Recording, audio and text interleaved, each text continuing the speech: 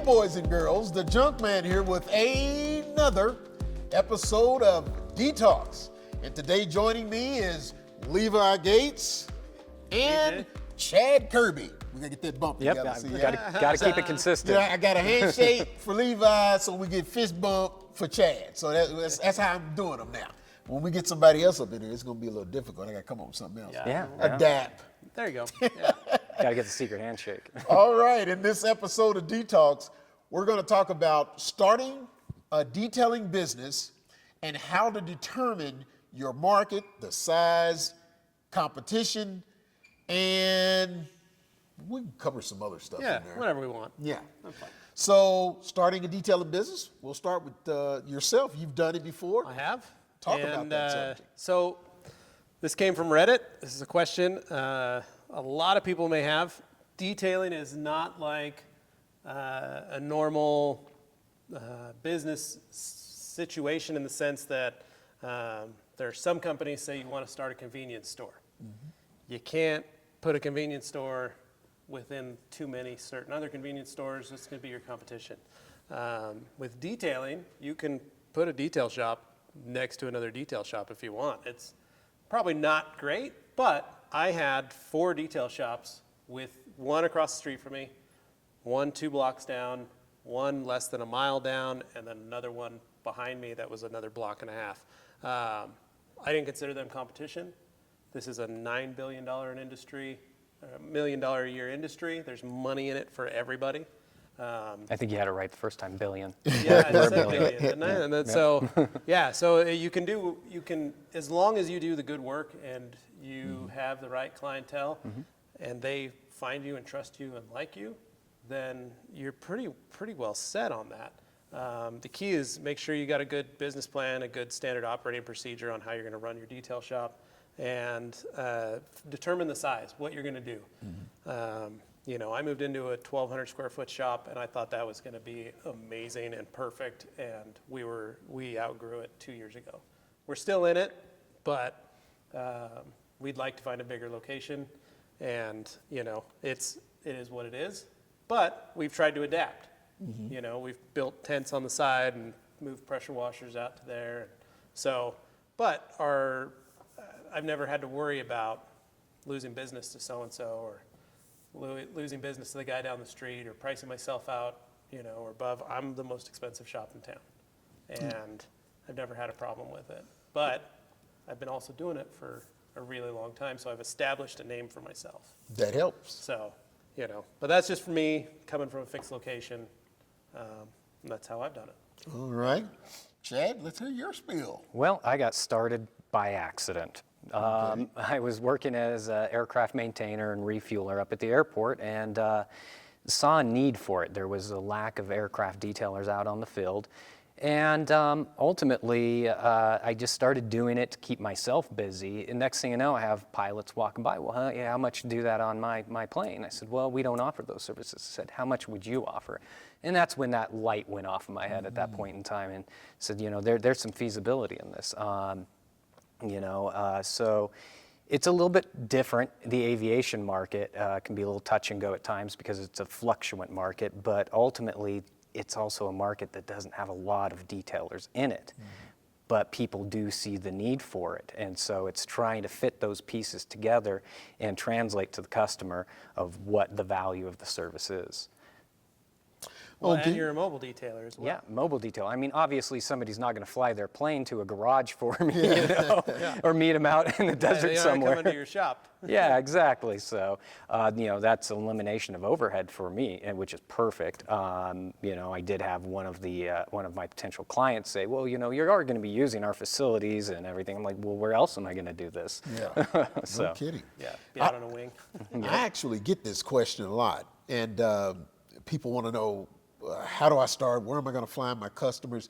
One thing that I tell folks is, first of all, you're not going to quit whatever job you have and just bam, jump into a detailing business and start making enough money to pay your bills unless you're living in a cardboard box. 5 years for me. Okay, That's there how long you it go. took. And a lot of folks who have contacted me with success stories, they started with their family's cars. Yep. And then the extended family, then the friends came in, then the neighbors, and it slowly grew up over a period of time. I think one guy that contacted me said 2 years, and then finally he was able to go and do it full time. And what I tell folks is figure out what clientele you're going to shoot for.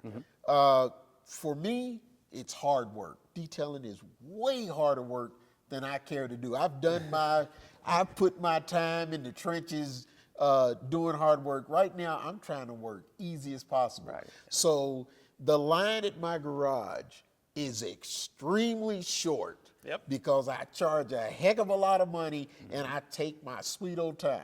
I come down, I'll touch a car for 5 minutes, and I'm like, talk to me, Goose. Yep. And if Goose ain't talking to me, I'm breaking off. You know, I'm back in the house with some cookies and an ice cream and, chilling, watching a movie or something. Exactly. So I tell people to figure out who your clientele is, and what I tell them to do to grow that clientele is educate your customers. Yep. Explain to them why you paid this much this time. Yeah. But if you pay this much, look what I can do for you. Exactly. And one trick that I always tell people to try is do their car the way they asked. Pick a fender out of that car and fix it the way it really should be fixed. And then say, how's your car look? Come around here and take a look at this. This is the way your entire car could look if you were willing to pay X amount of dollars. You upsell your services. Yeah. And that will what it'll do is it'll weed out your customers that don't want to spend that much. Yep. And it'll start bringing in the customers that are willing to spend them dollars. Yeah. One thing that we did was we created a brochure, a little pamphlet, and then we put it in every car. We put it with a little care package. We give them a rag company towel, a sticker of ours, some business cards to give to their friends, and then we throw in a pamphlet with all our prices, all our products, everything that we do, and then just say, this is what you got done. If you want to step up to the next package on the next one, and then they can see it, they can go home, they can think about it in their head, and usually we'll get them, or we'll get the next car that they own, and they're like, hey, actually, I want to do this on it. And as long as they can see the value in it, Yeah. then you won't have any problem pushing that. And I think you're broaching another subject within a subject there is pricing. How are we pricing, and is there consistency in our pricing? Is it keeping you competitive with the market? Things like that. I think that's one of the biggest challenge for detailers is determining what their pricing structure is going to be. Yeah. And a lot of that, what I did was I just looked at the guys in the neighborhood. AJ's price is a lot higher because of how your business style is, how you work your car. You keep it for what, a month? A month minimum. Yeah. So you've got it in your garage for a month.